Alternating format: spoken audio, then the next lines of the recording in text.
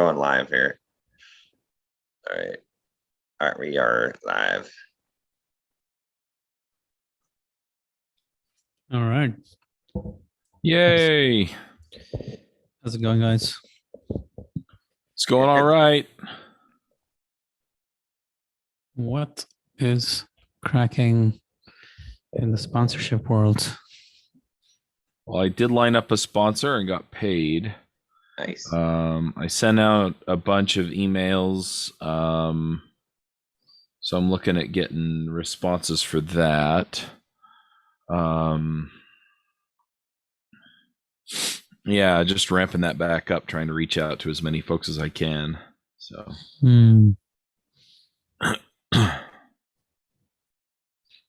anyway, I don't know if there's a whole lot to report other than that I kind of took to heart what you all said, a week or two ago. Did you publish it on podcast?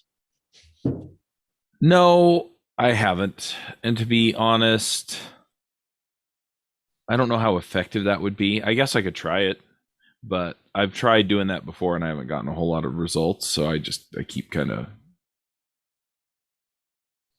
What did you try before? Basically that. Hey, if you're looking to reach so many developers, then. I mean, if that is not effective, like what was the call to action? Can you actually give me that whole script?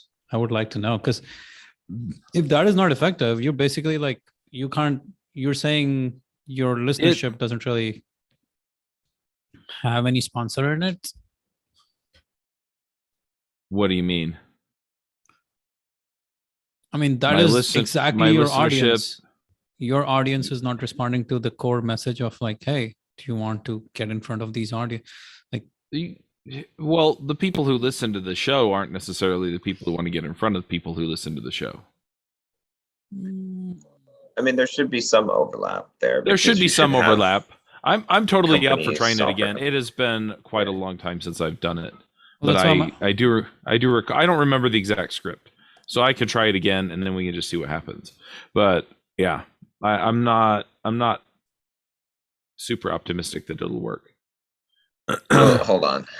Then it won't work. we gotta think about this for a second here, because what you're saying, which I don't know if you realize what you're saying, is you're saying that if you advertise on a podcast once and you don't get results. No, that's not what I'm saying. What I'm saying is that if I put something up on the podcast aimed at, hey, do you want to sponsor the show? Do you want to reach this audience? The people who are going to make that decision are not the people who are listening to the show. That's what I'm saying. Now, it is entirely possible that there are people listening to the show that work in a technical capacity for a company that would want to sponsor the show and may refer it up the chain to the marketing people. But it's the marketing people that I'm typically talking to, not the... And the marketing people aren't the people who are subscribing to the podcasts. That's what I'm saying. It's really hard for me to even imagine there is any kind of audience that maybe, yeah. I mean, I guess what I'm saying is, like, if I were going to sponsor your podcast and I was like, all right, let's run one message and see what happens, you'd probably like, look, I agree. Repeated. So no, I need to put it up and run it for a while. Yeah, I agree. I agree with that. If you don't have a spot filled, you should probably have that in there, right? Because it doesn't hurt. And it can help you get a spot filled. If in either that or some affiliate, one, right? So like you should definitely fill all your spots with either your stuff or affiliate stuff. I mean, that just to me makes sense. Like, just that's what I've been doing anyway, is I've been promoting the coaching and things like that. But yeah, I think it's kind of scattershot. So yeah. No, I agree. But I feel like if you get repeated exposures, then you're probably gonna you could see results from it. I mean, maybe you don't see results, but you're not gonna know unless you get repeated exposures on there. Yeah, no, I agree. Yeah. You definitely need, a pretty good push for 2 months to see what comes out of it. Mm-hmm. Oh, yeah. And different angles. It can't just be like one simple page. You sit down on a focus block and you come up with like 5 pitches for it, and you record those 5 pitches in another focus block, and then you just ask your team to freaking put them out there for the rest of the month. Yeah. Like every pitch should basically be like, hey, are you interested? Then let's chat. Here's my link to chat. I don't know what you were even calling them out to do. What were you saying? Like, were you asking them, let's go schedule a call, or what did you tell them? Yeah, that's what I was after, was scheduling a call. And where was it going? The link was going to a scheduler? Yeah. One thing that I've had people ask me for is more along the lines of a rate sheet. And so I could conceivably try putting the link to the rate sheet, but no, I'd rather talk to them first. No, you will not put up the rate sheet. Now you've killed the whole goose. Yeah. Basically, because now they have no curiosity left. Right. You will be like, okay, yeah, sure. I'll share the rate sheet with you. Well, yeah. If I send them to the rate sheet before they talk to me, then yeah. Well, what happens is then the people who are willing to pay that will talk to me to get it lined up, and the people who aren't, or who I may be able to help in some other way, I don't even get the chance to talk to them. That's the problem. Yeah, this is pretty standard. Like one of my mastermind clients, he has so many sponsors, right? So one of the things he was running into was he's like, I'm sold out of this specific sponsorship, so I just stopped promoting the sponsorship for this thing. And I'm like, no, you're still going to get on a call with people, understand what they have, understand what they want, and sell them another kind of sponsorship. Right. Yeah. Not the sponsorship that you were initially selling. He's like, well, I should just close it out because I have nothing more to sell on this sponsorship for this conference. I'm like, no, you're going to sell other kinds of sponsorships. There's so many other kinds of sponsorships you can come up with. So that rate sheet is like a cop out when it comes to sales. It's like, okay, this is my 3 offers. If my 3 offers don't work for you, all right, see you later. Yeah, that works when you're a big corporation and you've basically figured out all of the nuances of your offer and your customer and all of those things. And now you can't really. No, I completely agree with you. Yeah. I would rather talk to people and talk through it. And the thing that's really interesting is that, like, this sponsor that I lined up, they're desperate to hire people, right? And so they're sponsoring essentially for me to send people to their employment page, right? And to talk them up as far as the place to work, which is great because one of my panelists works for him, so it's not that hard to do.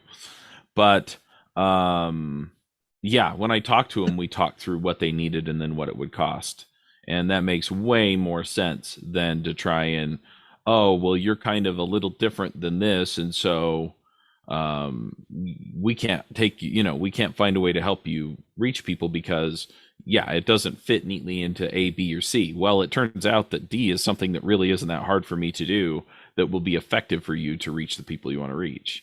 And so let's do D. Here's what it'll cost, right? And so I'd much rather go through the same process. It's a sales process. You're still going to go through the whole sales process with them. Yeah. Go through the whole system and be like, okay. Then so you that's have to create the value proposition, and they have to feel like, okay. Yeah, you can't, like, the highest money making thing will be sales. Mm-hmm. All right. What I mean by that is when you don't have many prospects, you need to get into sales mode. Yeah. When you have a lot of prospects, you can get into marketing mode and very like lower touch marketing. The fewer the number of prospects you have, the higher touch your sales needs to be. Mm-hmm. If that's like the simplest rule of business for anyone who's starting business, it's like the fewer your prospects, the higher touch your sales process will be. So when you're starting off and you have very little prospects, whether you're trying to build an audience or whether you're trying to go to sponsor, you're going to do high touch sales. But once you become a big behemoth and people are coming to you all the time, then you don't need high touch sales. Right. Or high touch marketing. Yeah. I think that's a very important concept. I was just talking to one of my coaching clients about this too, because he was trying to send all these sophisticated emails and all this stuff. And I was like, and he was like, because he's getting leads, right? And then he's like going through those leads. And I asked him, well, what is the depth of your leads? And he's like, well, what do you mean? And I was like, well, like, I mean, can you get 100 leads a week, or can you get 1,000 leads a week? Like, and then how many leads are there total? Is there millions of leads out there, or is there maybe 10,000 people in the world? Right. And he's like, why does that matter? I was like, because if there's millions of leads out there, right, then sure, send them the email that says, you know, get Viagra pills, make your penis bigger, you know, click here, right? Because spammers, why do they send? They don't care. Like, they send crazy, like, you're like, who would ever click on this thing, right? But people do click on it. Why? Because somebody's they have clicking millions, it. Yeah. They have millions and millions of leads. So they have no reason. They don't worry about, they're as low touch as possible, right? But if you only have a depth of, let's say, 10,000 leads in the world, then each one of those is gold. Like, you have to get on the phone, you have to talk to them, maybe show up at their house. Like, you know, I mean, it's like you have to bring it to that level. So you just have to know, right, what, you know, how easy is it to get leads, and then how deep are your leads, and then that will tell you. And then, you know, yeah, you know, you can always back off from there once you have something that's working, but it's always start at the most, what's the most you know, high touch that you possibly can. Right. Because if you can't sell something with the most high touch you possibly can, then you can't sell it with lower touch. So yep, exactly. High touch is but that's how I look at it. Yeah, high touch is the holy grail of a starting entrepreneur. Not that you're a starting entrepreneur, but anyone who has fewer leads or less leads. So anytime you put a rate sheet out, you've basically taken out a touch point big time. And you've gone from being able to sell to them to just like you basically taken your feet out. In that sales process. And not only that, like, it's important to be able to interact with your customers in this phase, because you get to learn a lot about where they are and who are the right ones all over and over and over again, so that you almost need to get to the point where you can train your staff and know precisely what kind of customer it is, like what's the sales conversation like, and all of those things. Until you've had like hundreds of conversations, you don't know precisely how to sell to them in a methodical fashion. Right. A methodical fashion to the point where anyone can pick it up and do it for you, where you don't have to be the one doing it. But you're required to do hundreds of sales conversations to get that method down, to get that philosophy down, to figure out how it's going to work. Yep. Yeah, I definitely agree. And yeah, the outreach that I've been doing, I've mostly been reaching out to people that I've talked to in the past that have sponsored the shows or things like that. Because I already have some kind of relationship with them. And I actually recorded a video and sent them the video and just said, hey, how's it going? Let's talk, you know, basically just ran them through what some of the options are and told them I'd love to talk to them and see where they're at. And so, yeah, I am doing kind of the more high touch reach. Because I feel like, you know, yeah, if I can get them interested that way and then be able to talk to them and nail down what they need and figure out how to deliver it for them. Yeah. That's obviously the best way to go. And then, if I get inundated with, you know, hey, we all want to sponsor, then, you know, I'm going to have to, I raise the price and start weeding people out. Yeah. But until then, I think that your key metric, one of your biggest metrics for success, is how many calls you're having on a weekly basis. Yep. If you can just work that one metric, that changes your business. I think we talked about this 2 years ago, like the flywheel. Yeah. But this is your metric. This is your flywheel. If you just change that number, how many calls am I having for a week? If last week, how many calls did you have? Like one, you said? Yeah. Right.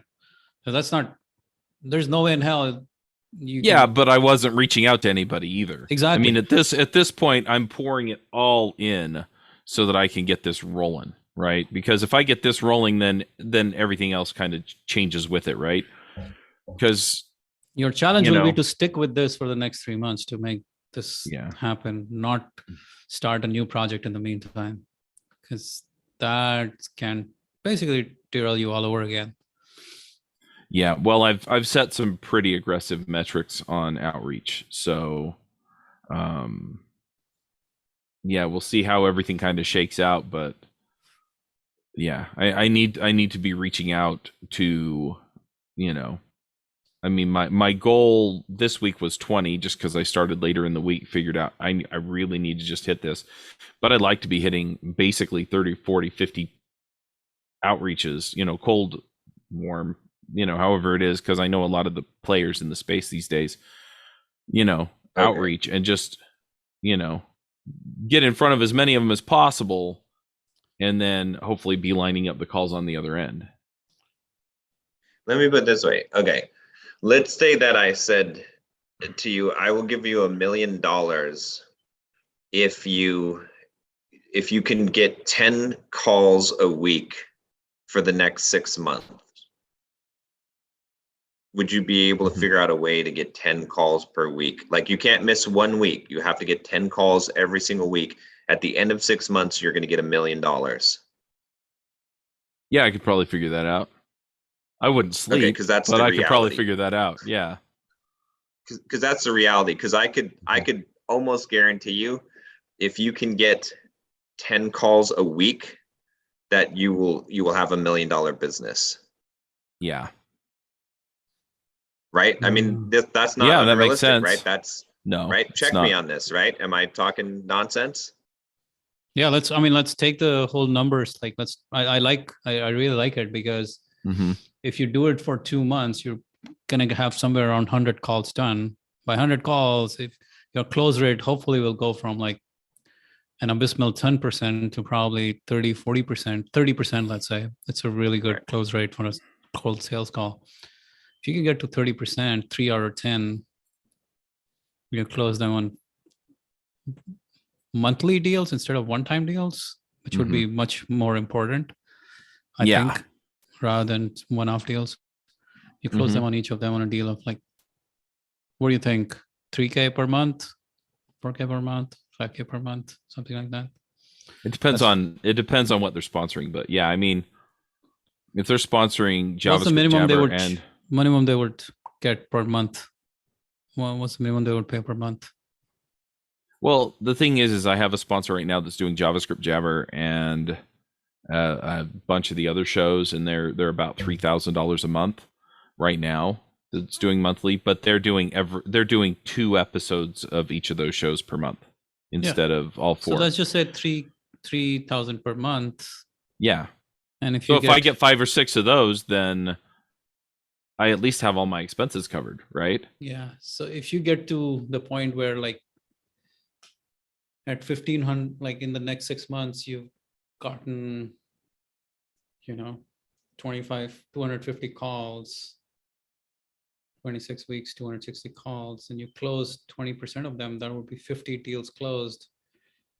And if you get any close to, if any of those were monthly, like if 5 or 6 of those were monthly and the rest of those were just one-off deals, I don't even know where I would put all those sponsors, to be honest. I mean, I'd have to start getting creative, like you're saying your client, who I think I know who it is doing, right? So I'd have to find other ways to give them that value. There's so many creative ways to give value.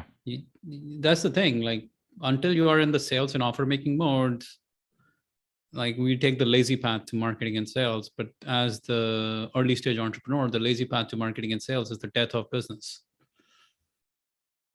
Like, the most aggressive path, like the more you can put yourself in front of customer and figure out ways to serve them, the more you will find your business will grow in the early phases. That's the only way you can grow, really. So yeah, get in front of them. If you close 50 deals over the next 6 months, if all of them were 2K recurring, that's 100K per month, right?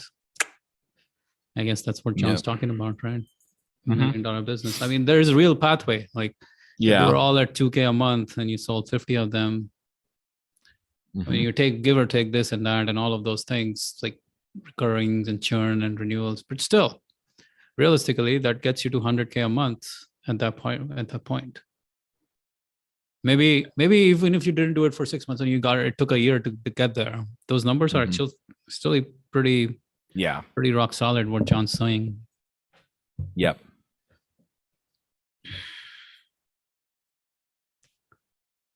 So yeah, and then like as far as like getting those calls, right? I mean, I think you can break that down too. You can say, look, okay, I mean, if your goal is to get 10 calls per week, then you got to say, well, I mean, let's say that you start off and throw a stab at and say, I need to make 50 reach outs.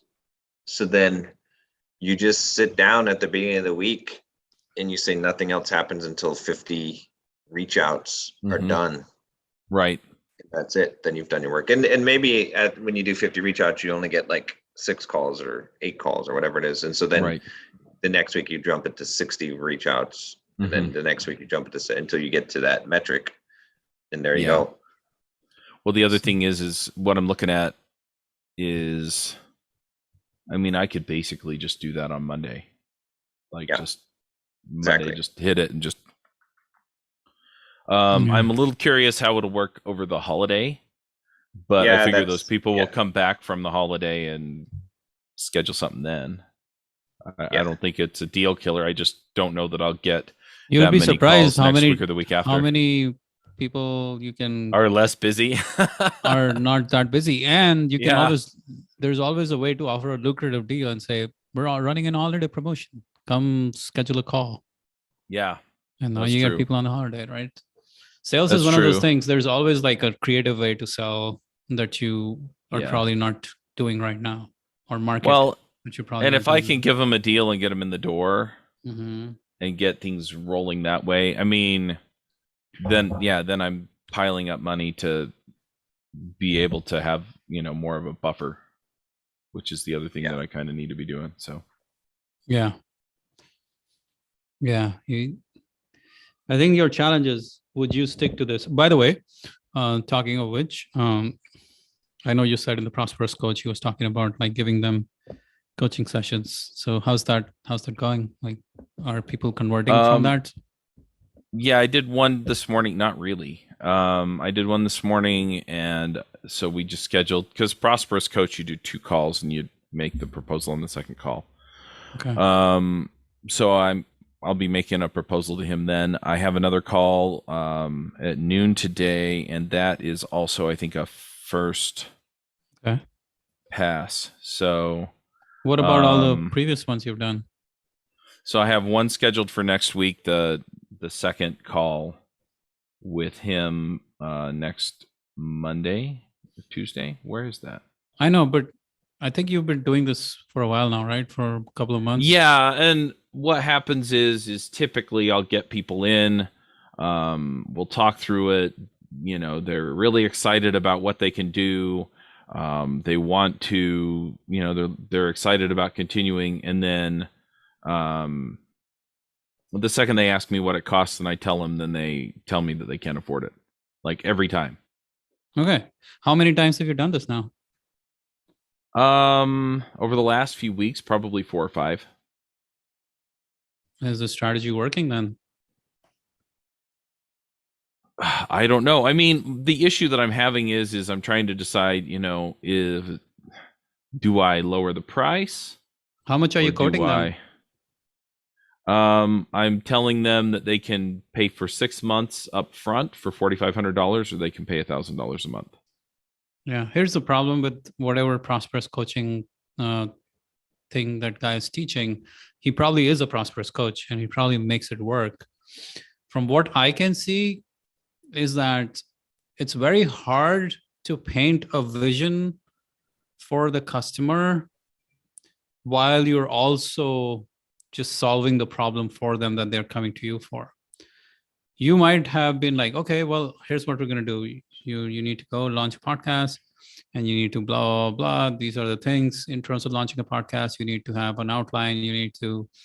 They're like, okay, what kind of studio do I need? What kind of mic do I need? They're asking all this shit, and you're like answering all of this stuff one by one.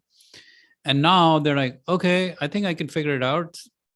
I'm not paying $1,000 a month for this, right? It's just a podcast. I'm pretty sure I can figure out. Well, usually what I'm proposing is, because I'm not just, saying, okay, well, let's keep doing this. Here's what it costs. We start talking about, okay, well, where do you want to, because we've been talking the whole time about where do you want to end up? What are we doing? Right. And it's like, okay, you've taken the first 2 steps, right? You're going to run into other stuff. I can help get you there way faster than you can do it on your own. We start talking about, timelines and things like that, and, the things that they're still not sure on. And it's like, look, you kind of need me around to help you figure the rest of this stuff out. And you've had 2 coaching sessions, which have been valuable. I mean, you told me that. I asked you that before I even proposed. So, So then why didn't they sign up? I don't know. Because they said they couldn't afford it. But I think if they really wanted it, they'd afford it. When they say they can't afford it, it's basically you didn't even qualify the prospect in the first time to know that they can afford something like this or not. Right? If the person was not even making 50 grand a year, why did you even get them on a call? I'm assuming they already were. Some of them are. Yeah, exactly. But so when they say they can't afford it, it's not a problem of the price. It's a problem of the value in their mind. Mm-hmm. Affordability is not about the price. It's about the value. Yeah. Chuck, I have a proposition. I have a sales proposition. If you give me $50,000, I will give you $100,000 by the end of this month. Can you afford that? I could probably come up with it. You figure out a way to do it. You'll probably do whatever the fuck it takes to figure that shit out. Right? Because it's a darn good proposition, and you would be a crazy man to say, no, man, I don't think I can afford those $50,000 right now. Mm-hmm.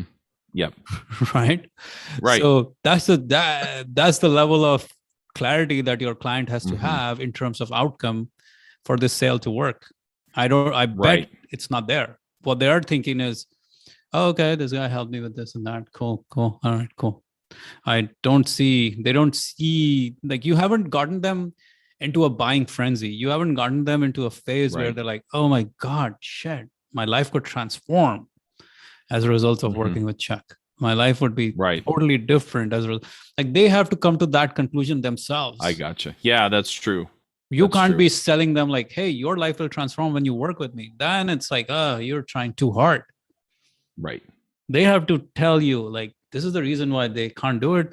This is the reason why they could potentially get your help and do it. This is why they need it. Like, the whole heaven and hell methodology, man. Like, it's real. It works. It's freaking, that's the way sales were always supposed to be done. Like, or always worked. Like, this whole idea of like offering free coaching, I haven't really found any real like big names being able to pull it off. Yeah. It's the lazy man's way of selling, is how I see it. That may be fair. I think the real difference is, I need to be able to get them to envision the transformational effect that it'll have, right? To the point where it's like, oh wow, I really can have my dreams. I just have to hire Chuck and he'll help me get there.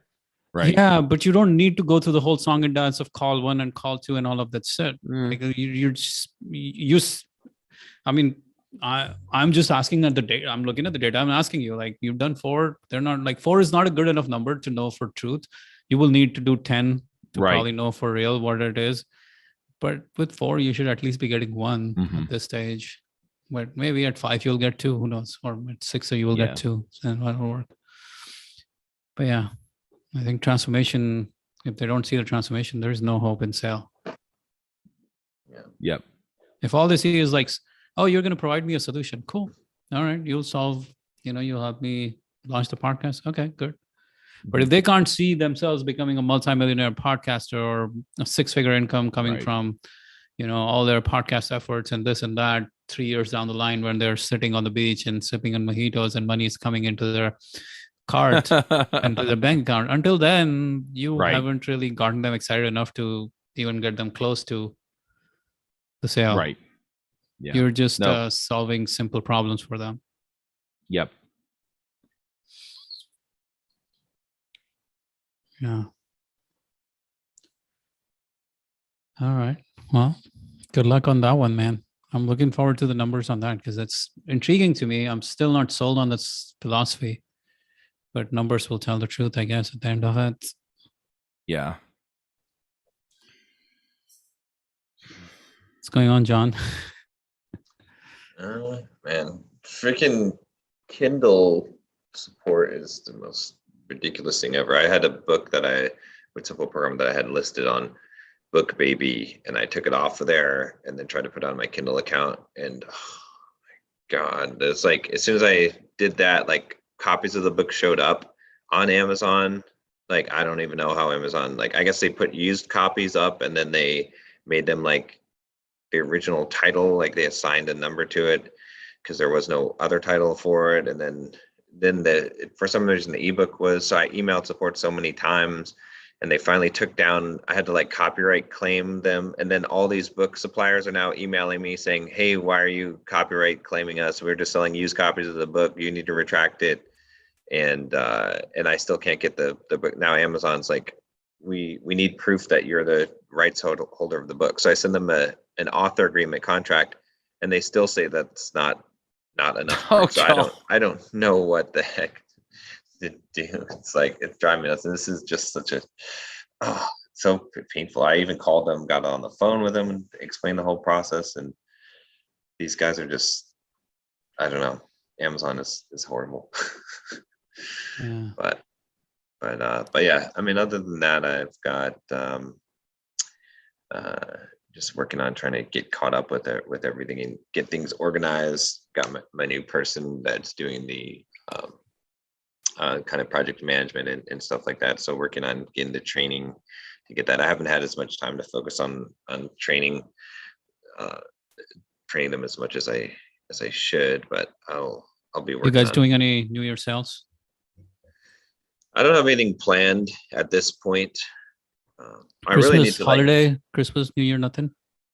I don't have anything planned at this point. Maybe I'll talk to Tim and see if he wants to send some emails out about some kind of promotion. But yeah, I really need to I've got so many pieces now that I think are just floating all over the place. I need to really clean up things and streamline things here. I don't know. I gotta figure out a good plan. Yeah. I do have my YouTube channel, my second YouTube channel, the Bulldog Mindset Clips. I've got a guy that just exclusively works on that full time, and we're seeing some pretty big growth on there finally. He just does massive. So his whole thing, to create one video, he takes it from my other videos and interviews and stuff. It takes him 40 to 50 hours of editing to make one video. Ouch! Wow. Yeah, but those videos are top notch. They perform really well. So we're seeing we're in the last 28 days, we received 1.5 new subscribers to the channel. So wow. Oh, wow. In 1 month. So if that keeps up, and the AdSense revenue is getting up there $400 a month now just on AdSense for that channel. So it has a lot of potential now. It seems like it might end up being a good investment because I've been paying him, for a long time here, and I've been waiting for that investment to pay off as we've been working through things. But I think it will. I think we'll get there maybe in 6 months. So we'll see. It's a longer term investment in play. Yeah. But I'm trying to figure out just in general, some of the kind of reorganization that I probably need to do with Bulldog Mindset and the content, and focus on some more specific solutions to problems as opposed to the generalized, stuff. So I'm trying to figure out, I may end up splitting the channels up. Again, I always talk about this, but I may end up doing that and have hyper focused content on each thing. Or maybe you just forget about channels and only worry about ads. Yeah, you but keep I need doing to... the channel, but you do ads as the way to propel things to the next level. So one of the videos I sent you yesterday, I don't know if you watched it. Yeah, I watched them both. Yeah. You watched it? I interviewed him on my channel, Cole. Right. So one of the things he said, which is very profound, which is very true, I could not disagree with him more on that. I could not agree with him more on that, is that the world of content marketing is where just because you're putting an offer out to a known audience, you just make the sale. But to grow that audience to millions of people is work of a lifetime, more or less, sometimes. But the world of ads, the reason why most ads don't work for people when they initially start off from coming from the content marketing world is because their messaging is not as tight as it needs to be compared to when it is for their own known audience. When you're messaging to a known audience, they will give you all sorts of like leeway because you have so much trust built into that messaging that they are buying you as much as they're buying the product. When you're going to a cold audience, your messaging has to become so much more sharper, clearer, better. All of your marketing efforts, your sales efforts, all of those will become much tighter, have to become tighter for you to ROI on those things all the time. Yeah. So it's like ads when we're trying to make ads to work, it just takes so much freaking energy and effort to get that tightness in the overall funnel. Right. Yeah. It's hard to do like, so I think that that's just my take on this. Yeah, no, I mean it's true. Like it was a good point about the audience that you already have and how they know who you are and whatnot. So that's why also like it makes sense to sell like a very specific outcome right through an ad, and then into membership. I mean, I like what he said about the idea of like having essentially, some product that you're selling, like a specific outcome thing, and then you have like an upsell or basically a order bump to the membership that's more stuff, which that immediately, like I thought, like if I sell, and I think we're kind of working on that, Tim was kind of putting this together, but it probably makes sense to have something like, a very specific, like these videos that are from the membership on, this particular topic. We sell that through an ad for a cheap price, maybe $30, whatever it is. And then we tell them that when they check out, hey, would you like to get 200 more videos? Access 200 more videos, right? Because then it's like, it's exactly like this. Like you already bought this, so do you want more of it, right? Here you can get access to the whole catalog of videos for the trial membership, and then those people are free.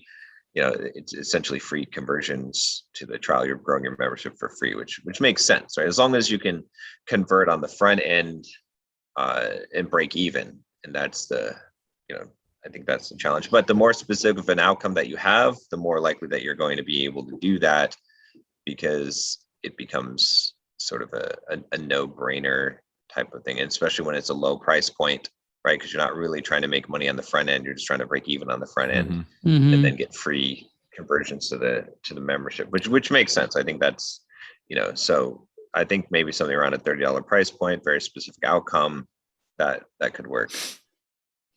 Yeah. Very specific outcome is probably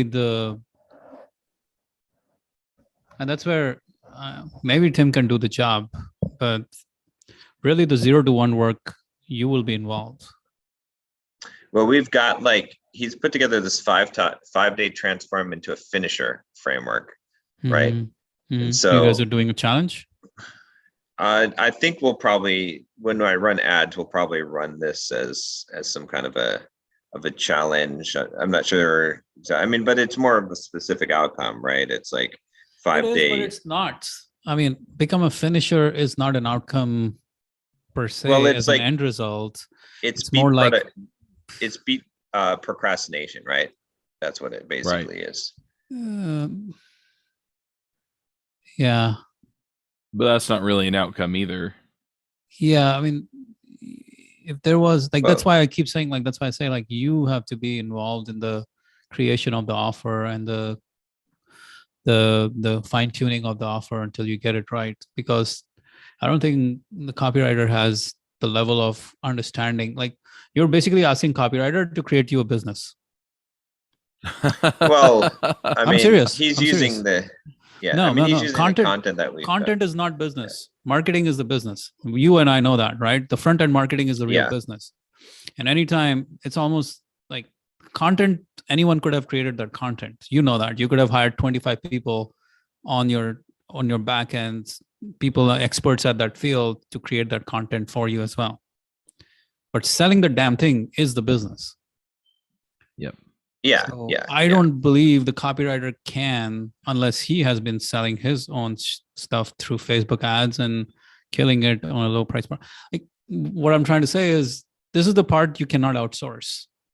This is the part where you can work with the copywriter to do the work, but still, like, this is where you get involved to actually drill down into your avatar, figure out what precisely is the outcome that we could sell to them, like work with them, maybe survey them, look at your data, look at your analytics, figure out what is the perfect thing that we could sell them. Like it'll take quite a bit of tooling and retooling to make that offer work, is what I'm trying to kind of say here. And I don't think a copywriter can build a business, because the reason why I say you're asking him to build a business is because literally, if you can crack that front end product, that becomes the ultimate business. Like, why would you then worry about YouTube as the front end anymore? You'd be like, just freaking pour money here, crack this, and keep making it work, because that becomes the real business. And that is like, that one fundamental channel is the real business. Paid acquisition by itself, like cracking any kind of paid acquisition, is fucking work, man. Yeah, no, it's true. I agree. I mean, I just need to, but yeah, it's mostly a matter of the time constraints right now. Yeah. So, once things settle down, then I can focus. And that's what I've been trying to do, is get to the point where I can just focus on the ads, because that has to be me focusing on that. So for now, it's sort of like, these are sort of stopgap type of yeah, but then I wouldn't even touch it.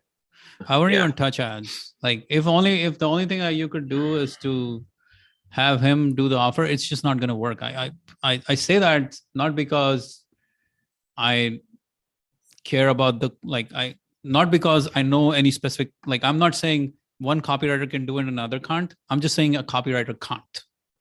Right. I'm not saying your copywriter can't do it. I'm just saying a copywriter cannot go and make a profitable Facebook campaign work from top to bottom. Not possible to ask him to create the product, because product creation, as you and I know, whatever video is on the back end, you could sell me anything. The key is what you're the offer, the communication, the target, the messaging, all of that stuff. That's the pain. That's the real stuff that's gonna have to work for this business, for this channel to take off, for this acquisition channel to work, right? Yeah, exactly. Yeah. So, yeah, nothing against the copywriter. It's just, as the owner, you or the other entrepreneur has to figure this out. Yeah, exactly. No, you're right. Yeah, because otherwise it's just a slog. Yeah. And I mean, maybe YouTube ads, like, you can do retargeting. But again, like, can you do retargeting to an audience unless you know your page is compliant? That's the other thing.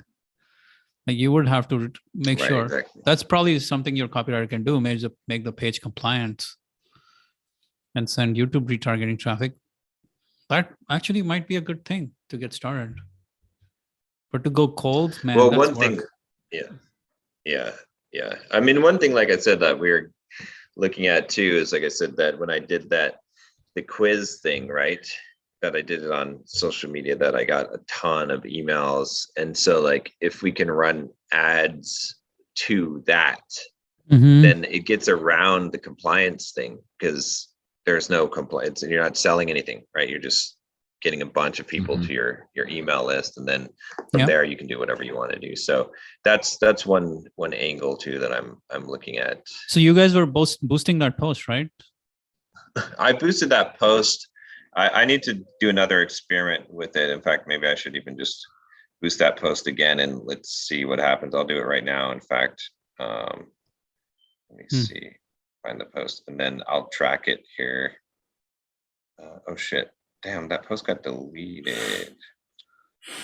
That one was supposed to stay on the thing. I've got one that's selling the book, the confidence book, which I saw a bunch of people buying the book, but that one's a little bit harder to track. I mean, the people that get the book are, yeah, I don't know. That one's a little bit harder to track.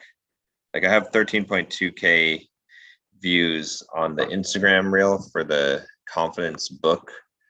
And, when I look in Amazon, I guess I can look at let me look and see how much the sales of the book have increased. Is this a book The you nice thing wrote, about or is that this a too- book that somebody else wrote? This is a book I wrote. This is the Okay. Self-Confidence for Men book. But the nice thing about the book is that you do make some money too on the front end, and then also like people who buy a book and then and then end up on the email list or much, that the uptake on them, like conversion rate is extremely high. Mhm. So yeah. let me see if I can look this up here. Shoot, it's making me approve my Amazon. Okay, I'm in. Let's see what it looks like. Okay, sales.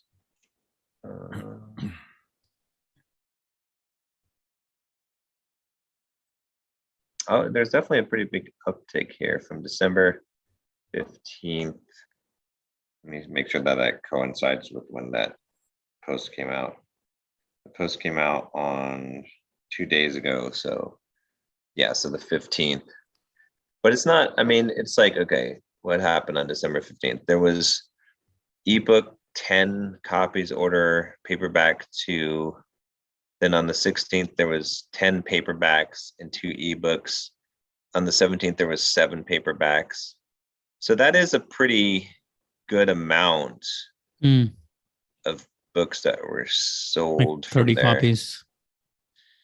Yeah, from a post that had, well, I mean, but it had how many views? It had like 13K views. So I guess if I boost it, I guess I can see what happens if I boost it and see if that, because I'm trying to think like conversion wise, like if it's 30, let's say it's 30 sales and I'm only making like maybe $1 per sale, that's $30. So if I could boost a post and get, another, let's say 10K views on it for $100, then is that I pretty make standard? back. I think that's about right. $100 will get you 10K views. Yeah, I think that's probably about what I could. And it just boosts it to your own audience, is it? No, it'll go. Oh shoot, it won't even let me boost this post for some reason. Well, I guess that's, maybe because it got posted as a reel. Should have been a regular post. But anyway, there's some, I mean, I'll have to like figure out, but definitely somewhere along this path of doing these type of things with the quiz, it is working. I just got to figure out the right way to do this and then boost the posts. So yeah, I mean, how many, like, what was the ROI on that? Like, how many emails did you get from that boost? I didn't get as many from the boost as I did from the organic. So like trying to figure out where I did. Let me see what it looks like on the, again, it's like not exact, but I feel like there was only like a few hundred emails. But the problem is too, like, but how much did you spend? That's the other thing is $500. Okay. So I don't know if those emails are actually good emails though, because when I did the original organic post, right, what happened was I picked up like, looks like, around November 19th, I picked up like about 2,000, almost 3,000 emails, like 2,500 emails. Okay. But then we did the Black Friday sale right after that and didn't see a really big uptick, not phenomenal numbers there. So it might be that those buyer or those email subscribers are kind of dead buyers like that, they're not going to buy. So it might not even be, but it's also, those people are on the email list. So perhaps over time, because a lot of those people don't know who I am, right? Because they came in through it's a matter of indoctrination over time. And that's why it's hard to track anything like numbers like this. It's like we have no control over knowing what the journey of that user is going to be without any kind of control mechanism. Yeah. That's why I guess it would be good to to really test this, what you'd want to do is set up a separate funnel and have it so that those boosted posts go to a separate place where you track them all. And then you make them an immediate offer. That's a low price offer. That's immediate value offer, right? So you get a little bit of money, that would cover the ad costs. Sell the book and then, at the back end of it. Yeah, the book could work. The book could work the problem is the book is hard to track because it's on Amazon. You know what I mean? So well, you can give them a PDF and audio bundle. Yeah, the only problem is I'd rather sell, if I'm going to sell the book, I'd rather push them to Amazon.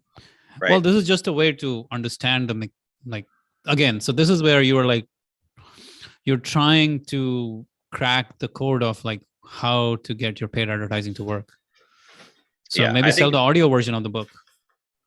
Yeah, I mean that's true. That's possible. We do sell the audio in Bulldog Mindset as well right now. Or sell the video training version of it. There's so many different variants. Yeah, selling a video training version. Yeah, for a cheap price, that would be a smart way to go. So are you a alpha or are you a simp? Well, let me show you the 10 steps to become an alpha, and that's in this training right now. You can get it for $19.27, something like that. 10 steps to become an alpha, 5 steps to become an alpha. If they buy the book, are they going to be willing to buy the course for the same thing, or the the video walkthroughs for the same thing? Well, this is them coming in without the book. This would be them coming in just from the quiz. Let me ask you, Chuck, you bought .com secrets, right? Or expert secrets. What if Russell Brunson tomorrow offered a course on .com secrets where he'll show you how to implement all of .com secrets for $300? Would you buy it? Yeah. But I've read the book and enjoyed it, right? Why would you buy I'm saying is, well, because I read the book and I believe he can show me the. But my point is that this is after I've read the book and followed him for a while and things like that. Whereas if somebody's coming in cold and hitting the book, I don't know that they're willing to buy the course yet. Right. But I think you could come back later and make that sale. I think it depends on the transformation you're selling. That's where the difference between organic and cold is. Organic, you can do a lot of things. The person knows you. You can sell the easy, the not so hardcore transformation. But with cold, you really have to dial in your messaging and your transformation to the point where the person who reads it, they're like, shit, I want it. I don't care who this guy is, but this is something I need, right? Yeah. It's almost like you're taking the person out of the equation when you're selling cold. You literally are taking yourself. You're like, okay, it doesn't matter if you know me or not. I will still find a way to convince you that you need this product. And that means there's a lot different kind of copy that has to be written to get you to convince, to be convinced. Yeah, they will buy you a little bit on the sales page, but not as much as someone who already knows you for years. Right. Yep. So it's a different level of copy to hack calls, but it works. That's why people pay millions every day and make millions every day from calls, way more than any other marketing channel that exists. Yep. That's where people make the real money because it works. We just have to keep finding the transformation, the clear offer. Yeah. Yep. Absolutely. My biggest problem right now is, like I said, I just got too many damn projects. I just have too many damn things going on. I need to really I think that's say a common no problem. And the thing that everything, when we're talking about these things, the other thing that's really crucial is instead of having so many different ways to try and test paid ads, you actually need just one offer and one mechanism to try to make it work.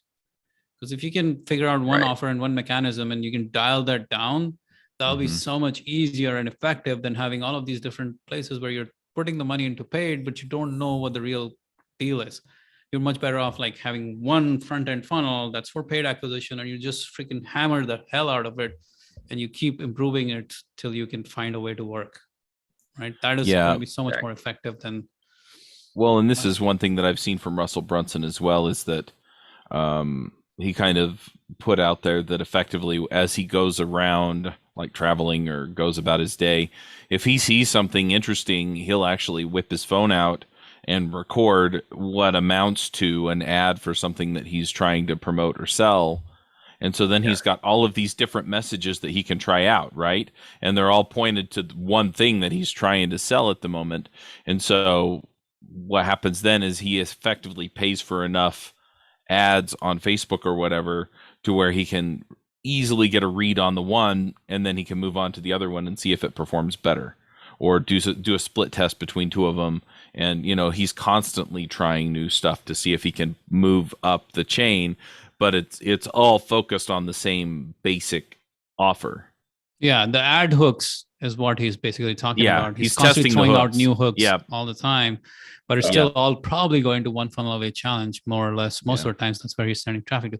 By the way, do you have access to, or to his books or event recordings like Funnel Hacker Live or any of them? Do I have access to any of that? Mm-hmm. No. You don't get that access through like your 2 Club X thing? I'm not into Club X anymore. So what do you have from Russell? At this point, books. I got off ClickFunnels too. So yeah, okay. I mean, so I'm not paying for that level of access. This stuff is good, but yeah. It is good, and I wish I could pay for it, but the reality is I'm just not in that place right now. So yeah, no, you don't need it. You're not even in that market right now to sell. Yeah. You're selling sponsorships. It's a different game. Yep. I mean, I think there are some principles from the funnel thing that apply, but mostly I'm just trying to get them on a call. Mm-hmm. Yeah, very, very, like, yeah, you could use it, but it's not like the thing. You're much better off getting and reading all of the top 20, 30, 40, 50 sales books and really learning from them and really applying those. Your problem, your thing is sales. It's not so much marketing. Right. You have to get on sales. Is there a list of those books somewhere? I might have that. Let me see if I can do it for you. But yeah, if you just go and buy 3 or 4 sales books, suddenly Amazon will start showing you all the good sales books. Yeah. So I think spin selling is one of them. You get that one, then it'll show you some other ones. Spin selling? Yeah, spin selling. It's one of the early godfathers of selling. There's so much sales. Zig Ziglar has some good sales stuff. Oh, I have all kinds of Zig Ziglar stuff. Yeah. Yeah, there's plenty of good sales stuff out there. You have to get on the sales wagon, more or less. Mm-hmm. Yeah. One of the co-authors on this is Eli Woods. That'll make my he's the narrator. That'll make my son excited. Why? Because his name's Eli Wood. What? Yeah. That is funny. Eli Woods. All right. Cool. So one thing okay. So what do you think of the interview with Justin Tupper? Which one? Justin Tupper. Was that the one on Revolution Golf? Oh yeah. That was good. I mean, I don't know what was I thinking about. I mean, it's so different though. Like selling golf stuff and a golf, it's like it's a totally different animal. I don't know. That's the thing. It's like even with Cole's thing, right?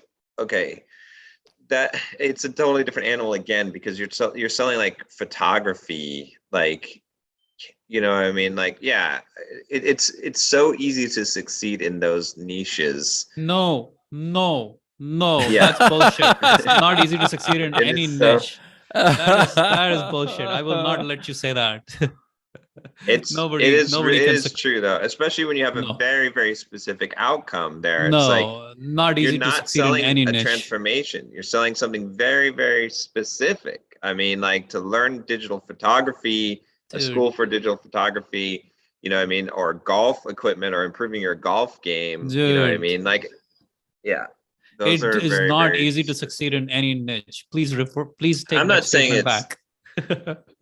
no, it definitely is easy to succeed in certain niches. I have, with the number of coaching clients that I've coached now, and I know this because I give, and some people, I mean, there's some other variables, but I give a lot of my coaching clients the basic same blueprint and framework and help them in the same way. And it's the people that are in good niches, So let they me end up doing like, 10 times the results of people that are in bad niches. let me add one more nuance to that. There are certain niches that work best with your mechanism of building business. I mean, that's probably they're a true catching statement. a wave. Like I won't They're catching a wave of something which is just taking off, and you get on the content bandwagon of something that's just taking off. They can make a lot of money when you're catching the crypto wave, or you're catching the NFT wave, or you're catching the gaming wave, or whatever it is. That can, you can do that with the way of business building that you teach, which is mostly content marketing oriented. But I know plenty of people in the personal transformation industry who make tens of millions of dollars just by selling shit through ClickFunnels. Mm-hmm. Yeah, that's true. That's true. Plenty. Like not one. That's not ClickFunnels. They sell stuff that's not ClickFunnels on ClickFunnels. No, they don't sell ClickFunnels. They sell other stuff. Like I'm just giving you crap. I'll give you. I hear you. Like, do you think weight loss is a easy niche? It's one of the hardest niches.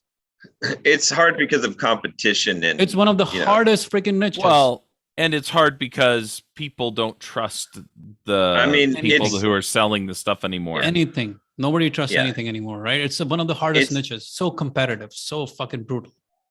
If someone came to you, John, and said, I'm going to start a business in weight loss today, and I'm going to do this, do you think they can have the same success as someone who's starting a crypto business with the methodology? No, right? How much oil do you get off each snake if you go into that business? But it is nowhere as saturated as weight loss. Weight loss has been around as long as human beings are around, more or less. It's been sold since the day one of marketing. Well, if you're going to do a weight loss, some form of health or beauty or something. Yeah. I'm just asking you that question because I know people in that niche in the last 5 years who've just crushed, as in tens of millions of dollars sold in that niche. Yeah. Not like, because there's certain elements of, I agree that with content marketing, we can only go so far, especially if we're not in a highly trending industry. We're not getting in a highly trending industry. It's not really that easy. It's going to take a long time to build that out. But with ads and with the right messaging, anything is blowable. Anything can be blown up. Yeah. The more accurate thing is not that these niches are easy. It's that if you can succeed in the niche, it's easy then to make a lot of money because you have such a depth of audience. You have such a specific thing, right? It's more hard because more people see the potential, but that's also what makes it more lucrative, right? And so it's like, I'm just saying that like, you can't compare them. It's probably easier to get started or to make traction there, but I mean, not easier. It's harder to get started or make traction there, but it's easier to grow. No, it's not, man, because you have so many competitors. So the cost per click keeps going up, right? When you have competitors in a space, it's super expensive. So again, it's the same challenge. You're going to find a way to break through the noise somewhere or the other. And that's where your marketing is going to come into action, right? So I don't think any niche is easier or harder per se, because every niche will require different kind of marketing to make it work. And if you want to take on the paid bandwagon, then you really will need to do, every niche is just as hard because there are people paying in every freaking niche, and there are people trying to figure out in every freaking niche. Yeah. I mean, that's true. That's not false. So one of the things that Tupper said towards the end, which I think I wanted to talk to you about and get your feedback. He said, it's much harder to sell a membership than it is to sell, or much harder to acquire a customer much easier to acquire a customer than it is to acquire a member. Right. Did you remember that part? Yeah, that's true. Mm-hmm, mm-hmm. That was the part I was like, now I wish I could see this interview. Oh, I'll send you the link. Yeah, but the thing is, a member is so much more valuable, though. That's like, so it's harder, but you have a higher value in selling a membership and getting right. I mean, this guy had acquired $150,000 members at the time when he was doing this interview, right? Yeah. So, like, what he was trying to say, because it was all cold, he was doing it through cold traffic too, right? Yeah. What he was effectively saying was, if you're going to go to cold traffic, you need to find a way to liquidate upfront. Because yes, you're right, member is so much more valuable. But if your cash flow cycle is delayed by 3 months, how long are you going to keep doing that? Right. Because the problem with membership is, in the long term, the member is valuable. But in the short term, you have to pay the money to foot the bill to bring in. Just like what I'm currently struggling with, my CPA is around $100 to acquire a customer for Focus or acquire a trial for Focus Box. I'm not going to recoup that money in 3 or 4 months from that customer. Right. That, even though it's a valuable customer, I am stuck in a 4-month cash lag right now. Right. So that does not allow my spend to go up dramatically because it's a cash lag. Right. But that's why. But that's why he was saying, Yeah. No, that's why he was saying. But that's a great problem. That's acquire a customer and then make them a member. Yeah, but that's not necessarily true. I mean, there's 2 ways to skin that cat, right? One is what he said, is acquire a customer and then make them a member. That's one way for sure. But you also have another way, which is to take anyone who signs up for a trial and then have a certain percentage of them that you close on something that's a much higher ticket, like $1,000 ticket, right? Yeah, but that's very hard to do early on. Yeah. And that sales cycle is still long, right? It's not that hard to do if you basically, when they sign up for a trial, you get their phone number and you get on a call with them and then you close them. But are you going to realistically try and call people for $1,000 close? Like, how many closes will you realistically be able to do, and how much time you can't scale that business? Well, but this goes back to what you were telling me before. You can scale is that if you don't have a ton of them coming in, you can pick up the phone and make those calls. No, and then but you have that's more not people a model. Coming in. That's not a model where this is a different kind of model, though, Chuck. I agree with what you're saying, but this is a completely different model because it doesn't allow you any kind of. This is a model where we're looking for customers coming in to become the next level customers without us. Like, because if I invest all of my time in that, I don't have a business. Well, you wouldn't invest your time in it. No, you would get sales people to make those calls. Yeah, closers to. Yeah. Right. So at this point, so it's almost like I have to build a whole sales machine in addition to the marketing machine to make that work, which sounds like a lot more work as a marketer to me. I'd much rather build a marketing machine that works rather than build a marketing and a sales machine. It depends on which way you go. Like I said, I mean, you can always, like, a customer is a contact point that you can always sell them up on, or like you said, you could acquire on the front end with a specific product that's easier to sell, and then convert them over to members, right? So either way can work. That's what I'm saying. It's like, if you're in the position where you're in now, you got to make a choice. Like, are you going to retool things and put a product in the front? And there's 2 variations of that. You could put a very low cost product in the front and then upgrade them to a member, or you could put a very high cost product in the front. You know what I mean? Something that's more like a $700 or $800 price point. Well, and then you sell it through a webinar, and that changes the dynamics of the game completely, right? Now you're acquiring leads for the webinar. You're not going to sell a sales page to $700, $800, or even $500 product, or even anything over $200. You're not selling through a sales page anymore on Facebook.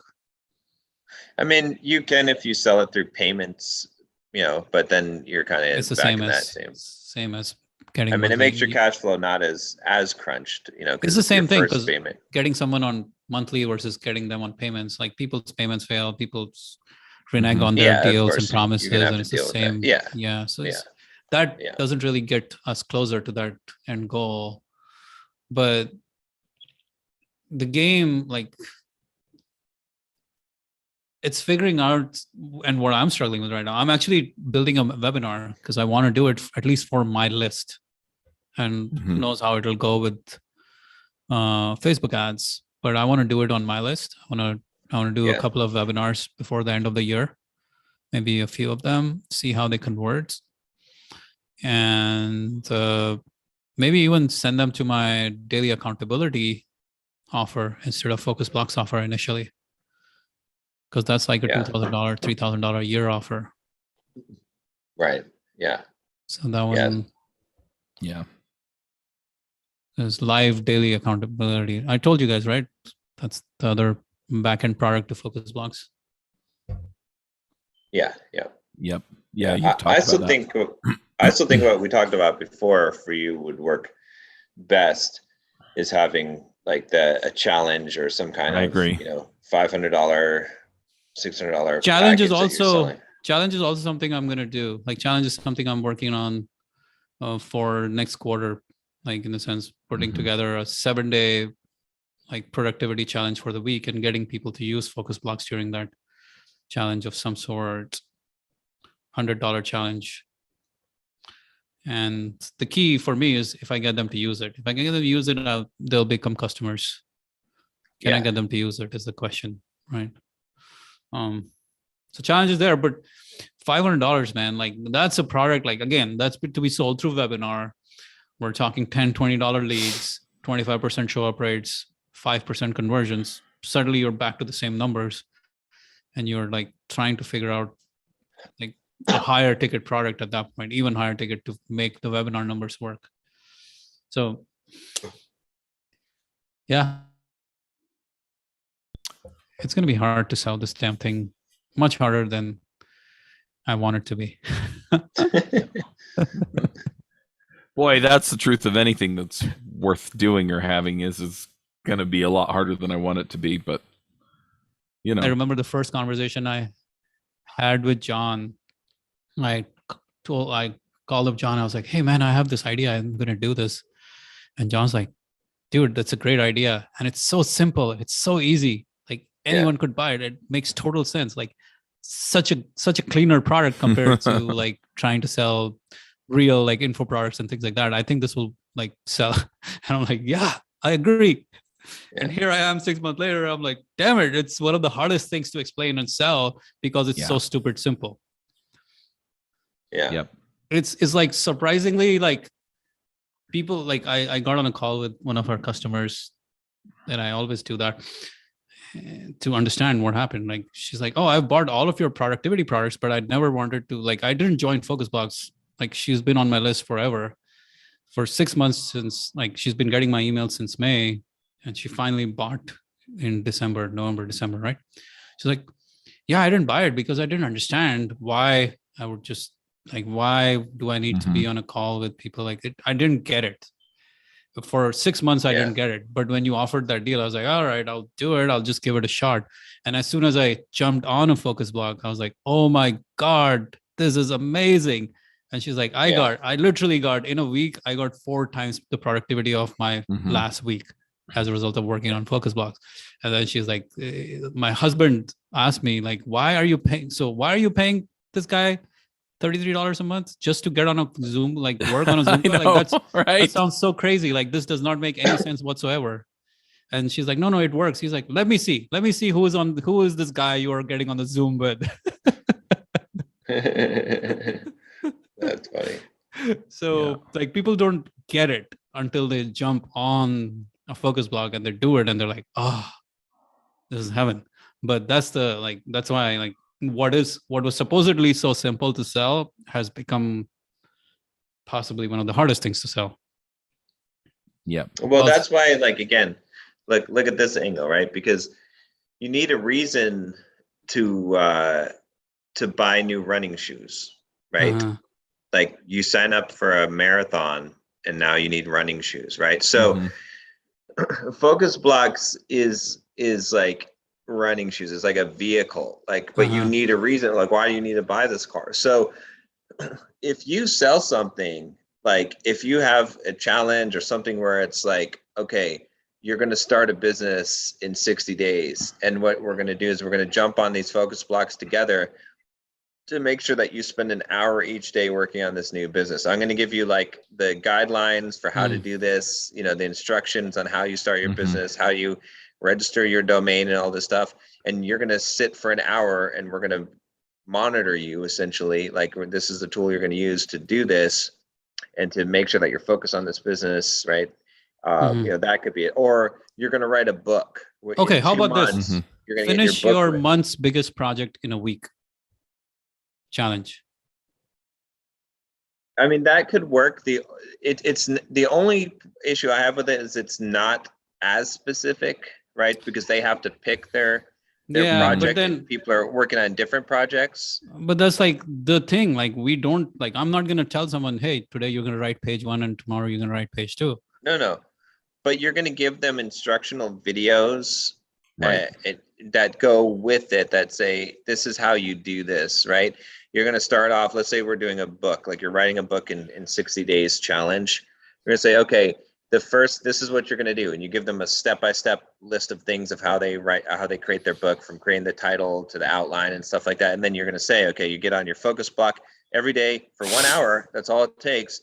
And then you start working through this list. But I'm not a book writing expert. For me to even try to go down that route is to become a book writing expert, or quote unquote any kind of expert in that matter. But that's the, like, it's almost like I'm trying now to sell a vehicle for writing a book. So I have to go and write a whole new offer.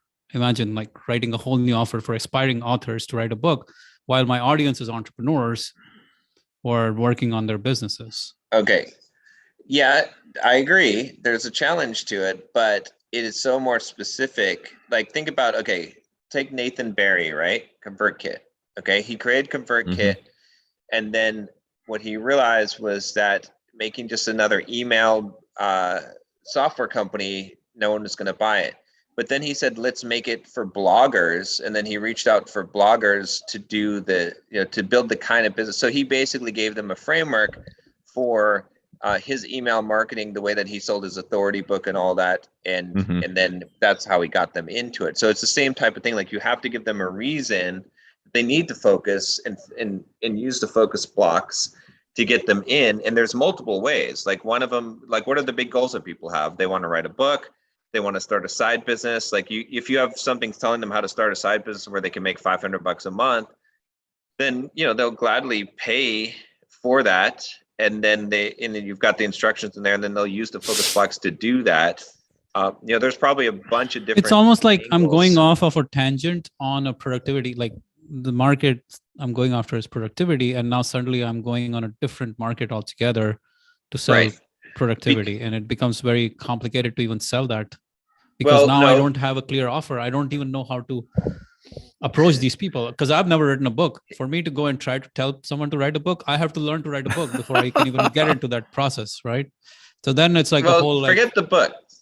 Yeah, but it's just like that. But you could do that. You could jump on focus blocks and write your book in 20 days or whatever, or 2 months, whatever.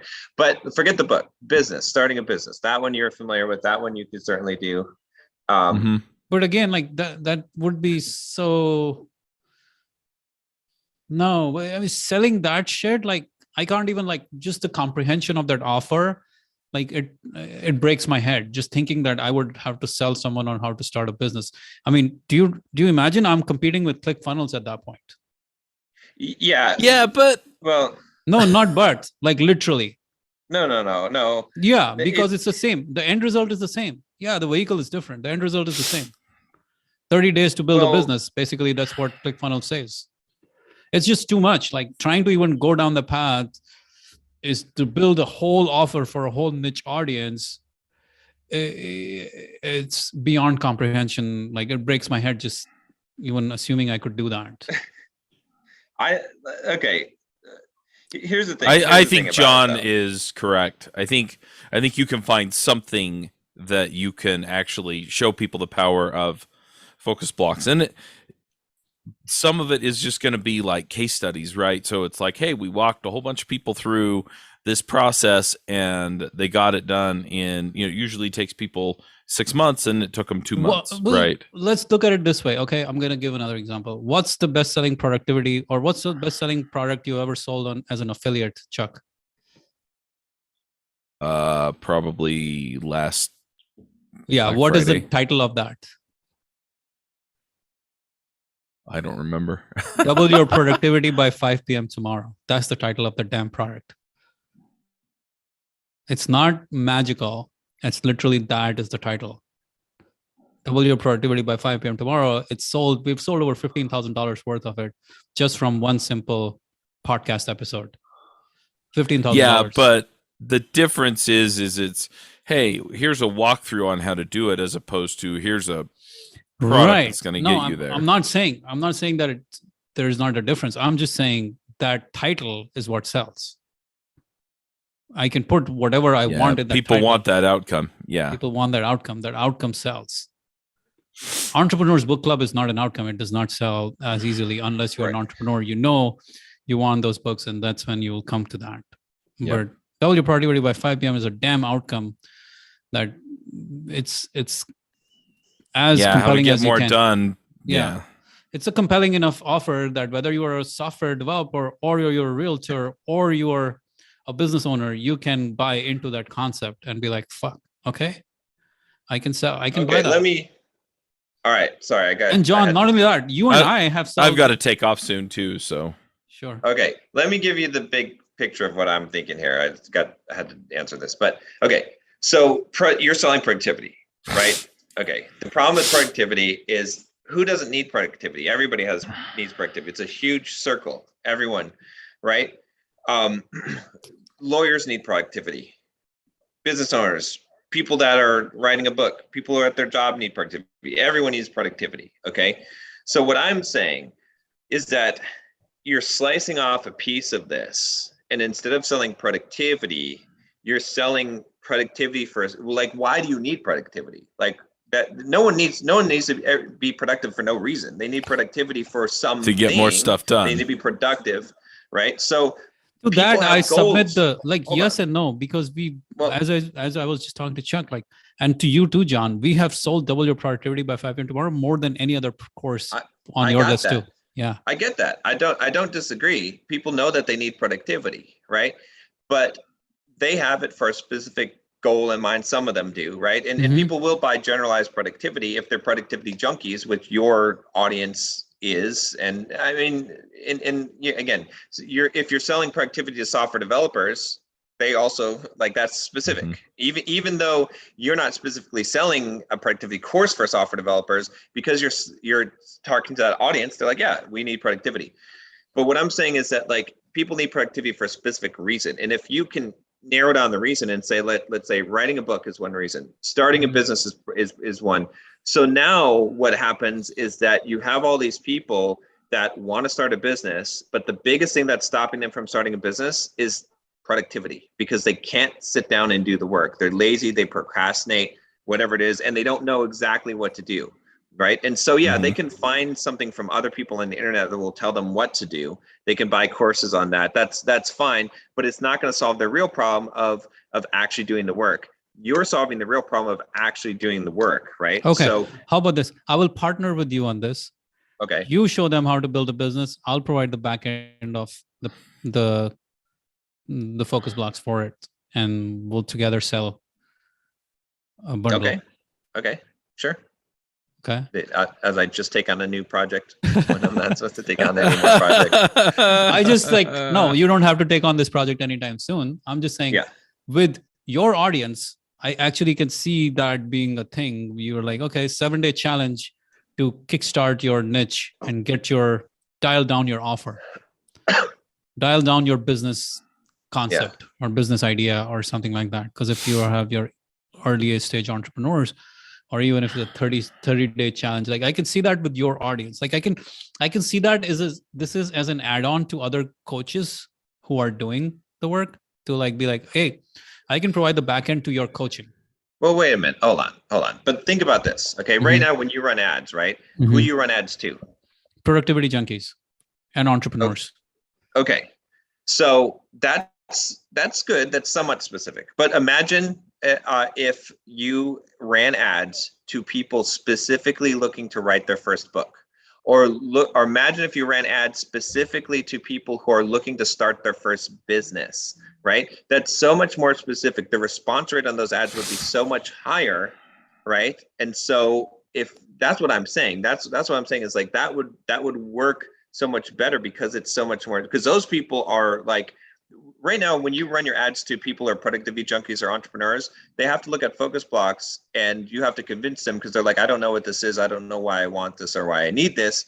And you're like, well, you'll be more productive, but you're not giving them a specific thing that they're looking for to do, right? If you give them the specific thing they're looking for to do, they're like, oh, if they see an ad and it's like, hey, have you been trying to start a business, but you don't know what to do? And when you have tried, like you failed because you can't commit to the work and whatever, that kind of story. Because so many people have tried to start side businesses and have failed.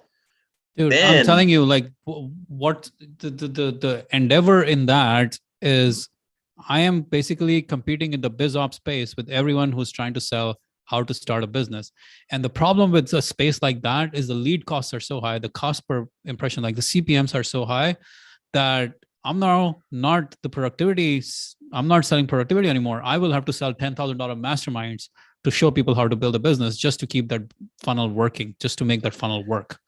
I disagree because I think that if people you have a unique selling proposition for how to start a business, which is that you have a framework in place that will ensure that they do the work and get it done. Well, I don't have a framework for starting a business. I have built businesses, but doesn't mean that I have a framework for starting a business. Focus blocks is the and not only that, like, how am I gonna even like be like, hey, because focus blocks runs without me. So it's like, okay, well, today's focus blocks, you're going to do this, like, or your guide is going to tell you go do this. No, that's going to break our focus blocks.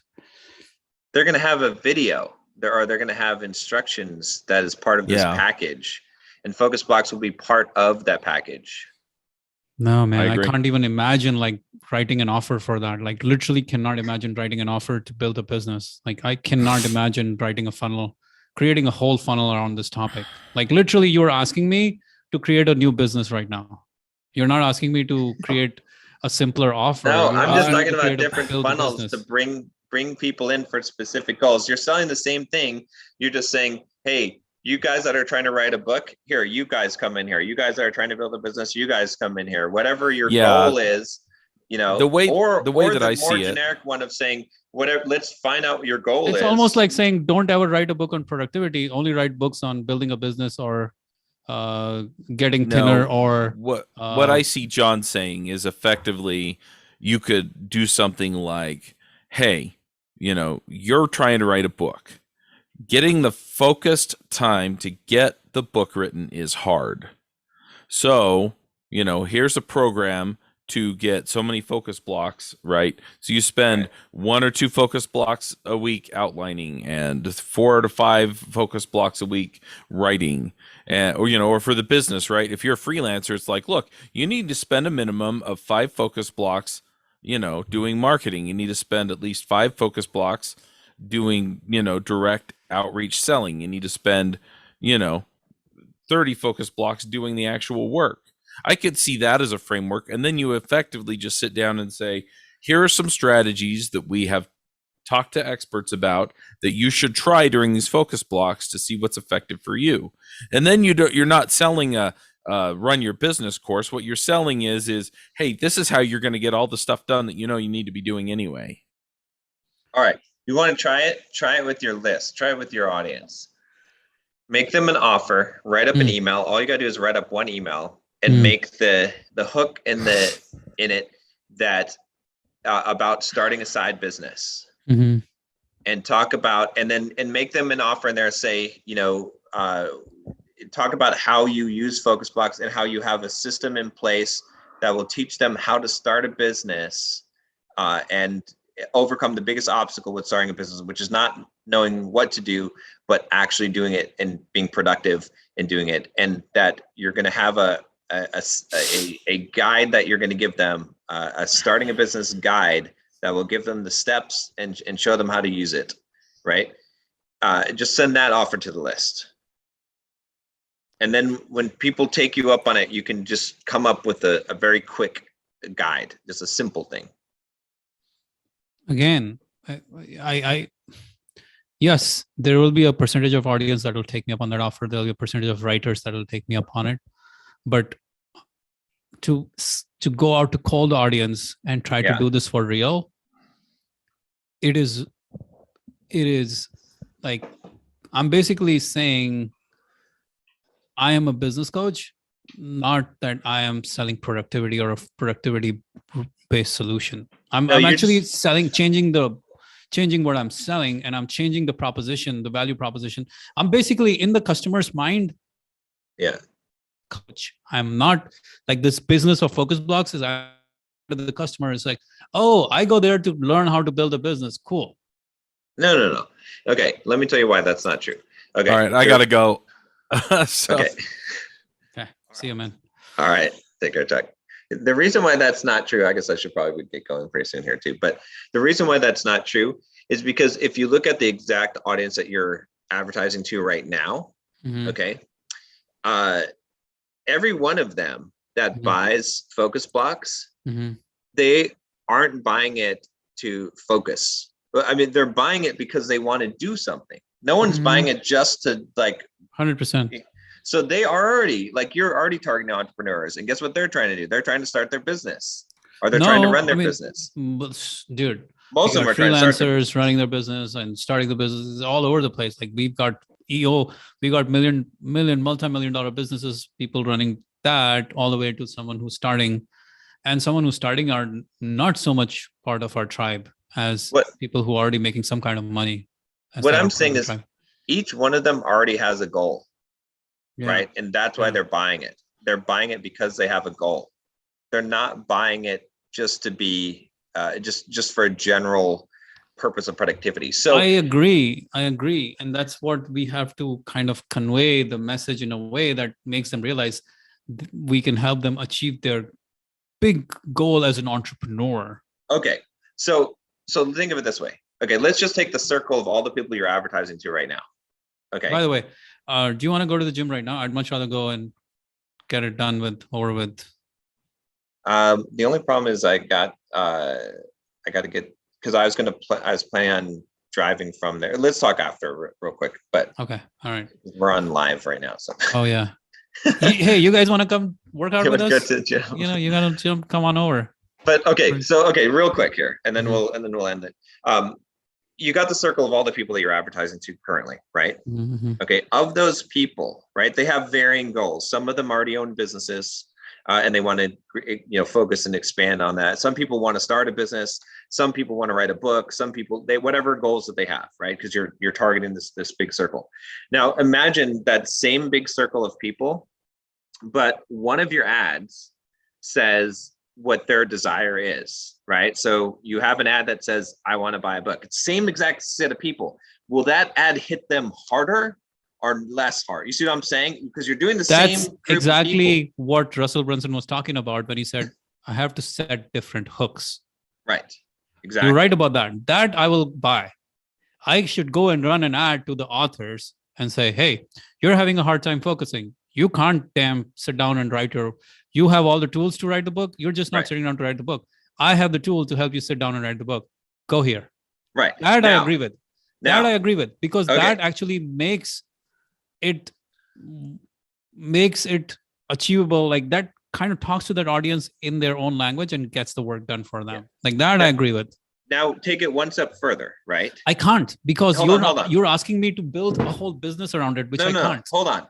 Give them, just take it one step further. If that is more effective, if creating that hook will reach those people better, then it will be one step more effective to give them just a bonus. Just when you sign up for focus blocks with that ad, you give them a bonus, which is a video on how to write your book, How would I do that? I would have to actually create a separate ad with a separate link. Like I would basically I'm have to not send talking offer about to a how. different link. No, You're I think you're the reason why yeah. I'm pushing back on this because Yeah. it's the how of the mechanics of the offer I and the know. funnel will just make it impossible to run this offer to cold and make it convert. Because Okay, as soon as you say, hold on. do this specialized thing for this audience and do this, now I am like trying to run two different funnels and two Okay. different front end offers. I got two you. different headlines and two different sub headlines. I agree. Different sales pages and all that stuff. Throw how out the window for now. Mhm. Let's just imagine you can do anything. Okay. Mhm. Because let's just focus on what's most effective, and then we can figure out what's possible, right? Mhm. So imagine that you just create one simple bonus that you just give them when they sign up through this ad. They have to email you to ask for it. It doesn't matter how, right? Whatever. Mhm. Okay. Mhm. But they know that they get this with this thing. That would be more effective, right? Like we're just going to have steps of effectiveness. Now, here's why I'm pushing this hard, right? Because let's say that you do this and you try a bunch of different off hooks. You try one for people starting a book or writing a book. You have one for people starting a business. You have whatever it is. Okay. If one of those works really well, Mhm. then maybe you do retool everything and give them and just focus on that one sub segment of the productivity segment, and your whole business of Focus Blocks becomes Focus Blocks for authors. Let's say, I'm just throwing this out there, right? So now because you're so more specific, it's so much easier to grow, and there's plenty of authors out there. So you don't need to be Focus Blocks for all entrepreneurs and all these things. I mean, maybe that will work, but your cost of advertising is going to be higher than if it were more and more specific. So if you figured out that one of those things worked and you just fished in that pond, I think you'd have more success, and then you'd have somewhere to scale. Is because then if that pond was working, you just had one of them, you're like, okay, I got authors all day long and these people sign up. I'm with you 100% on the hooks in the ads. Exactly what you're saying is the way I need to go after it. Like the hook part, I'm 100% in agreement with. It's the latter part which I cannot see. Okay. Retooling the offer, the front end offer for a different segment of the audience. No, but the ads, yes. Yeah. Because the ads are the front end, the preamble. Okay. They get in that mindset. It's almost like an email. You're sending them email that says, hey, just like what you said, like, hey, do you want to build a business 30 days? Blah, blah, blah. Oh, it froze. All right. Yeah. Let me put it this way. Let's suppose that you do, let's say, 5 different hooks on these different goals that people have. Try the goal hooks, right? Let's say one of those hooks gets you a much higher conversion rate, a lower cost per conversion. Okay. If that were the case, let's say that it was 3 times better than all the other hooks. Would you then not retool everything and focus on giving that audience segment more value so that you make the offer even better for that specific one? You see what I'm saying? Like, I'm not saying to just automatically do this. I'm saying try the hooks first. And if you find that one of these hooks works way better, then enhance it by giving them even more and making it even more compelling for that audience segment. Yes, you're right. Except that when you say quote unquote enhance it, I can make my front end hooks and marketing better to enhance that. But to change the offer itself would just lose the viability of the product. Like it would change. It would be like, it would stop being a productivity offer and start becoming a book summary, a book writing offer. And as soon as I do that, I have to become a big book writing specialist to do that. And I have no interest in becoming like helping people start a business coaching business or helping people write a book coaching business, any of those, right? Because that's what you're asking me to become as soon as the front end offer becomes that, because that's what they're coming. The frame of mind is really key here. The frame that you're setting for that user when they're coming in to buy the product on the sales page, they're like, oh, this guy is the guy who is going to teach me how to write a book. Cool. Well, I tried the hooks. Let's just start there. Just try the hooks and see what happens. The hooks, I can see why they would actually be something that, the hooks can help. Yeah, make them based on goals that people have. Try 5 different hooks on the most popular goals that people have, and let's see what happens there. Let's just take it to that step. I have a feeling that if you have one of those hooks that's extremely successful, you'll want to figure out the next step would be, how can I create more value for this hook? You see what I'm saying? I'll give you the example right. of another thing. Oh, yeah. Panda Planner. It's a planner, right? Daily journal planner. Yeah. So the person who was scaling that, they've scaled it to like 10, 20 plus $1 million right now, that journal, simple journal business through Facebook ads. And the thing that they did was they started creating all these hooks. Single mom. Right. Author. Right. Realtor. Mom in a relationship with 5 kids. Right. And so on and so forth, right? They started creating all of these different hooks in their ads. All of those landing pages were still like Panda Planner, but in the ad, the copy was so written perfectly for that person.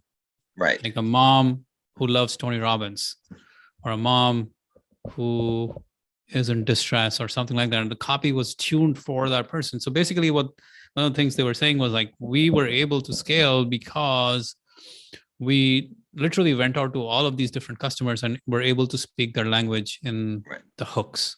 Right. And you're right about that. Like you are 100% right about that, because that is actually the true scale. The true scale is writing different hooks for different sides of the market. Right. To the product. The product. So this is the product, but you find different hooks, different angles to get that product in the mind of that consumer. And then they come to buy the product. So the product doesn't change, the hook changes.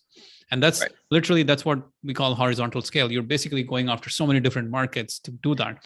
But you're right. Like I hadn't really gotten to that level of clarity on this, but when you said it makes a lot more sense. You're selling duct tape, right? Yeah. No one buys duct tape. I mean, if you try to market duct tape, it's like, look, it's duct tape. You can tape things with it. They're like, well, okay. If you've seen ads on TV, that's how they do it. No, that's not what they do. They show you, look at this. You could duct tape this chair, right? Leaking pipe, this chair, this board, right? That's what they shoot. Those are all specific hooks. But it's all in one ad that they're doing. Like, but they're hitting. Yeah, but when you buy duct tape from that ad, you're like, oh yeah, I need to fix this chair, right? You're not like, you see what I'm saying? It's like, what you're selling duct tape. Like no one needs duct tape. They need something taped together. They need something fixed.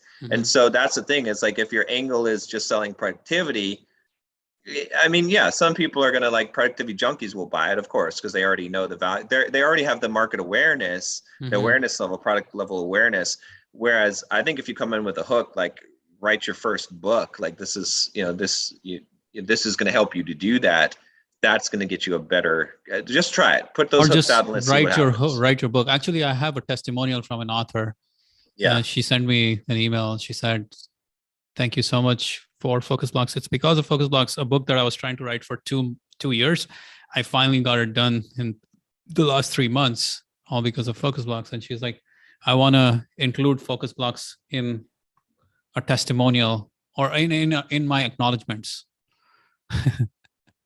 So, the writer's block is like, and the imposter syndrome, the writer's block is the big challenge that Focus Blocks helps people overcome all the time. Well, there you go. I mean, that's it. Yeah, that's a perfect hook, is writer's block. So yeah, you're right. Like, you're right about 100% right about, like, those hooks. Like, yes, you're right. I was only thinking productivity, but to sell the hooks will be way more effective than selling productivity. Yeah. Like, I should go out to, like, I should basically target realtors and say, the hardest part of your job is picking up and making phone calls or prospecting. Right. I know that. Right. Or at least I know from my realtor friends. Right. The hardest part of your job is prospecting. And you're not going to do it by yourself, but why don't you join this community where you can come and do focus work, blah, blah. Like, I have to frame it, but I can see that, like, targeting realtors for this with a really long ad that convinces them that this can solve their problem. And then going after writers, doing the same, going after early stage entrepreneurs, making a case, going after 6-figure entrepreneurs, making a different case, going after 7-figure entrepreneurs, making a different case for the end result. Because all of those end result, like, making those different cases is what the market needs to understand in order to buy Focus Blocks. Right. Exactly. Yeah. Yeah, you're right. You're right about that part. 100%. I need to write some ads on that. All right. We should probably wrap this call up so we can move on. That's good. I'm gonna create a webinar. Yeah, let's wrap this up. Thoughts? Shoot. Okay. I guess my thought is be specific. That's like, be specific. What are you actually going to do for me? That's, what problem of mine are you going to solve? Yep. My thought is that I'm really blanking out right now.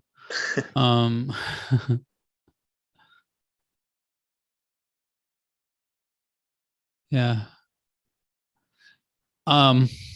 Right now, the biggest thing I'm going through as I'm going through this phase of business is that I have to constantly figure out different ways to make the offer and constantly figure out new and unique ways to make an offer again and again and again. And you never stop trying to get that front-end funnel or front-end flywheel working until you have it working. Yeah. So until you have a predictable flywheel working, you have to keep figuring out different angles, different offers, different hooks, different methodologies, whether it's a challenge, whether it's a webinar, whether it's a sales page, whether it's a VSL, like all of those things. Like it's like you have to commit to keep trying your front end offers till you can get something to convert at a price point that works for you. Yeah, I can make the $100 trial work, but it's just not worth it. Like, or it's like the cash flow is so slow that it'll take forever to scale this business compared to figuring out a much better, faster offer that will scale rapidly. So test a lot more offers till you get the machine working, I guess. Yeah. A lot more angles. Yeah. All right. That's it. We'll wrap it up, I guess. All right.